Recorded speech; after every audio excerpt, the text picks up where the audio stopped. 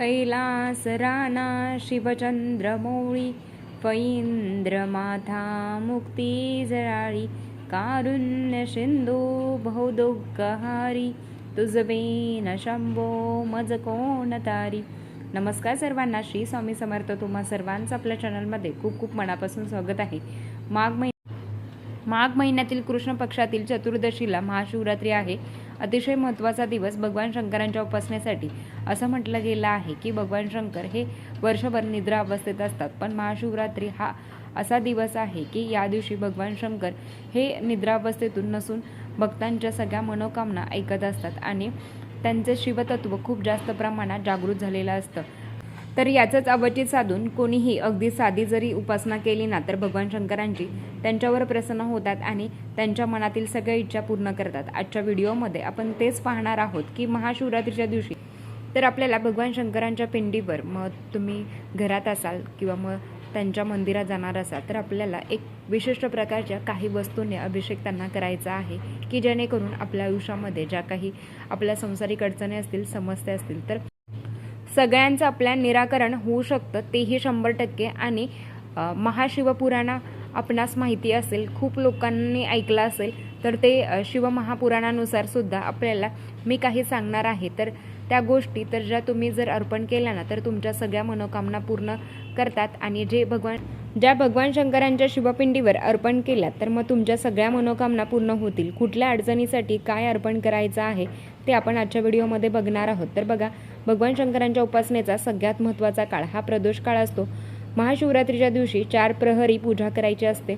म्हणजे काय की 4 वेळा भगवान शंकरांची पूजा करायची असते आणि या 4 प्रहरामध्ये ज्यांची इच्छा असेल ना तर त्यांनी अगदी 15 तारखेची दुपार 6 वाजल्यापासून ते 16 तारखेची पहाट 6 वाजेपर्यंत जो 12 तासाचा काळ आहे ना, तिथे तुम्ही अखंड घरातल्या शिवपिंडीवर तुम्ही जलाभिषेक करू शकता. अर्थात जेव्हा पाणी भरलं ना तर तेव्हा ते पाणी काढून घ्यायचं आणि नवीन पाणी टाकायचं आणि जे पाणी अर्पण केलेलं आहे ना तर ते पाणी ग्रहण करू शकता किंवा मग कुठल्याही झाडाला, तुळशीला सोडून कुठल्याही झाडाला तुम्ही अर्पण करू शकता. थोडक्यात काय की तुमच्याकडून आपण या 4 प्रहरी सेवेमध्ये भाग घेतला तर मग सारखं होईल की प्रत्येक वेळेस प्रहराच्या काळी, जेव्हा 4 प्रहराचा जो काही काळ मी मागच्या व्हिडिओमध्ये सांगितलेला आहे ना, 6 ते 9, 9 ते 12, 12 ते 3, 3 ते 6, हा जो काही प्रहर काळ आहे ना तर तिथे तुम्ही 15 मिनिटं सेवा केली तरी चालेल. पण प्रत्येक वेळेस एवढा वेळ तिथे बसणं शक्य होत नाही. मग अशा वेळेस तुम्ही जलाभिषेक अखंड चालू ठेवावा.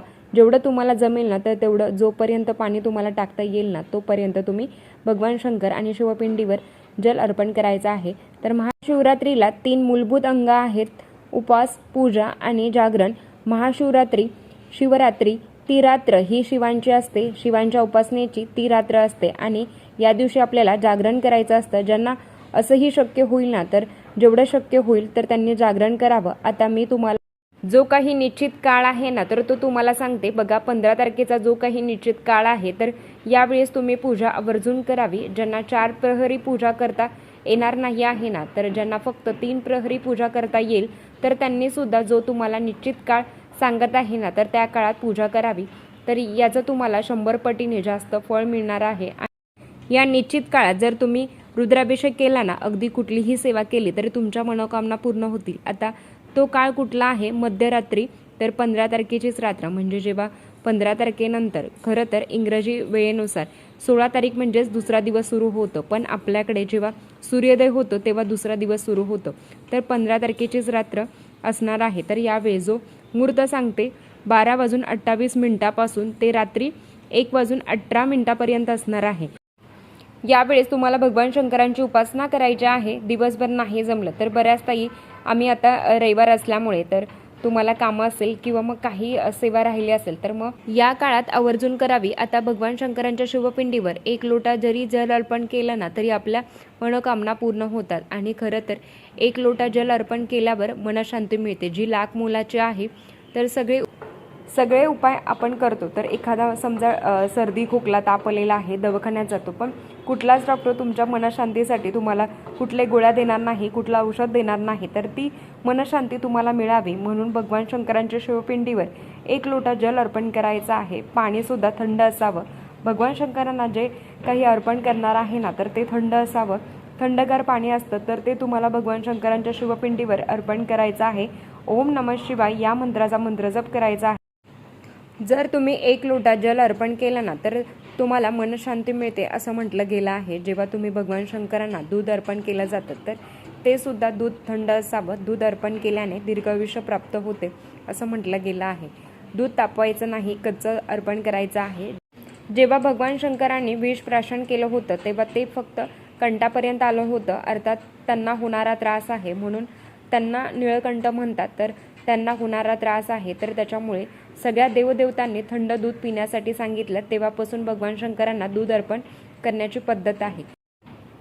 तर ते कसलं तर ते कच्चं दूध असावं हे पण त्यामागचं कारण आहे. भगवान शंकरांना मध अर्पण केला जातो. तर मग आपल्या आयुष्यातला आपल्याला कुठलाही जरी रोग असेल ना तर व्याधी असेल तर मग त्यातून मुक्तता होते. नात्यातही गोडवा निर्माण होतो. अगदी बघा 1 चम्मच जरी मध भगवान शंकरांच्या शिवपिंडीवर अर्पण केला तरी चालेल. तर महाशिवरात्रीच्या दिवशी इतकी गर्दी असणार आहे तर मग मंदिरात जाऊन तर बघा हे सगळं काही अर्पण होत नाही. तर मग बऱ्याच वेळा अशा कमेंट येतील की दूध अर्पण करणं किंवा मग ते आम्ही बघा दान केलं तर हो, तुमची इच्छा जर असेल तर तुम्ही दान करू शकता. दान करणं, एखादी वस्तू अर्पण करणं हे आपला एक श्रद्धेचा भाग आहे. तर मग आपण करत असतो. जे काही बघा वस्तू आहेत ना तर ते त्या किचनमधल्याच आहेत तर त्या तुम्ही भगवान शंकरांच्या शिवपिंडीवर अर्पण कराव्या आणि त्याने अभिषेक घाला. तर उसाचा रस महाशिवरात्रीच्या दिवशी सगळे लोक भगवान शंकरांच्या शिवपिंडीवर तर उसाच्या रसाचा अभिषेक करत असतात. तर याचं कारण काय आहे तर उसाच्या रसाचा अभिषेक केल्याने लक्ष्मी प्राप्ती होते असं म्हटलं गेलं आहे. म्हणून महाशिवरात्रीच्या दिवशी उसाच्या रसाचा अभिषेक करण्यासाठी खूप गर्दी असते. एवढं त्याला महत्त्व आहे. पण मंदिरात जाऊन जर शक्य नसेल ना तर शिवपिंड प्रत्येकाच्या घरात असते. अगदी तुम्ही 2 चम्मच जरी अर्पण केलं ना तरी चालेल. संतान प्राप्ती हवी आहे तर तुम्ही प्रयत्न करत आहात तर संतान प्राप्ती हवी म्हणून मग बघा गाईचं कच्च्या दुधाचा अभिषेक करावा. तर गाईच्या कच्च्या दुधाचा तुम्ही जर भगवान शंकरांच्या पिंडीवर अभिषेक करायचा आहे. पितृदोष असो किंवा नसो, जरी तुम्ही प्रखर पितृदोष असेल तर महाशिवरात्रीच्या दिवशी भगवान शंकरांच्या पिंडीवर काळ्या तिळाचा अभिषेक करायचा आहे. जसं आपण शिवामूठ अर्पण करतो ना तर त्याच पद्धतीने भगवान शंकरांना अर्पण करू शकता. त्याच्याबरोबर तांदूळ सुद्धा तुम्ही भगवान शंकरांना अर्पण करू शकता. दही अर्पण केल्याने भगवान शंकरांना प्रत्येक कामाला यश प्राप्त होत नाही. तर मग तुम्ही कुठल्या तरी कामासाठी प्रयत्न करत आहात तर त्याला यश प्राप्ती व्हावी म्हणून बघा भगवान शंकरांच्या शिवपिंडीवर तुम्ही 2 चम्मच जरी दह्याचा अभिषेक केला ना तरी चालेल. लक्षात घ्या, भगवान शंकरांची उपासना करताना तांब्याचा तांब्या आहे ना तर त्या तांब्यामध्ये तुम्ही दही टाकू नका. एक स्टीलच्या वाटीमध्ये तुम्ही ठेवा. बघा दह्याचं आणि तांब्याचं मिश्रण होतं ना तर तेव्हा ते एकमेकांच्या जवळ येतं ना तर तेव्हा ते बघा विष तयार होतं असं म्हणतात. भगवान शंकरांना विष अर्पण करायचं नाही म्हणून बघा दही आपल्याला एका स्टीलच्या वाटीमध्ये ठेवा. मग तुम्ही बघा भगवान शंकरांना अर्पण करा. जर आपल्यावर बघा कर्जपणा आहे ना तर म्हणजेच काय तर प्रामाणिकपणे जो कष्ट करत आहे ना यश प्राप्ती मिळत नाही तर मग त्या कष्टाला नशिबाची साथ मिळत नाही असं जर तुमच्या आयुष्यात असेल तर महाशिवरात्रीच्या दिवशी भगवान शंकरांना अख्खी मसूर डाळ तुम्ही अर्पण करू शकता. मंदिरात जाऊन आपण संपूर्ण ताट तयार करतो तर मग मंदिरात जाताना या सगळ्या गोष्टी अर्पण करू शकता. नाहीतर मग मंदिरात गर्दी असेल तर मग एवढी सेवा बघा करायला वेळ नसेल तर मग तुम्ही बघा घरातही सेवा करू शकता. तर घरातही तुम्ही सगळे जिनस भगवान शंकरांना अर्पण करू शकता आणि नंतर त्याचं काय करायचं तर कुठल्याही झाडाच्या मुळाशी तुम्ही अर्पण करू शकता. तर या दिवशी बघा भगवान शंकरांना एकतरी बेलपान तुम्ही मनी नाही भाव देवा मला पाव तर हे सगळे पदार्थ अर्पण करायचे आहेत आणि मला कुठलाही भाव नाही तर देव तुम्हाला असा पावेल का तर त्याच्यासाठी बघा एकतरी बेलपान तुम्हाला भगवान शंकरांना अर्पण करायचं आहे. तर तुमच्या मनातील इच्छा पूर्ण करतातच. बेलपान बघा अखंड असावं, तुटलेलं जळालेलं फाटलेलं नसावं. बेलपान बघा पालतं अर्पण करायचं असतं तर त्याचा शेंडा आहे ना तर तो आपल्याला कट करायचा आहे आणि ते स्वच्छ धुवून घ्यायचं आहे मग अर्पण करायचं आहे. 108 भेटले तर अतिउत्तम, नाही तर मग तुम्ही एक बेलपान भगवान शंकरांना अर्पण केलं तरी चालेल. तुम्ही बघा बाजारात तुम्हाला त्या दिवशी खूप बेलपान मिळणार आहेत तर धोत्र्याचं फूल मिळणार आहे. भगवान शंकरांना हळदी कुंकू अर्पण करायचं नाही, भस्म अर्पण करू शकता. जर तुम्ही भगवान शंकरांना जल अर्पण केलं ना एक बेलपान अर्पण केलं तरीही भगवान शंकर तुमच्या मनातील इच्छा पूर्ण करतीलच. उपवास करताना नुसतं अन्नाचा त्याग करायचा नसतो तर बाकीच्या पण गोष्टीचा त्याग करायचा असतो. तर या सगळ्या गोष्टी अर्पण करताना ओम नमः शिवाय अतिशय साधा तेवढाच प्रभावी मंत्र आहे तर तो तुम्हाला मंत्र जप करायचा आहे. तर चला आजच्यासाठी इतकंच. आजचा व्हिडिओ इथेच थांबवते. आवडला असेल तर लाईक शेअर सबस्क्राईब कर. भेटू अशाच नवीन व्हिडिओसोबत. तोपर्यंत धन्यवाद. श्री स्वामी समर्थ.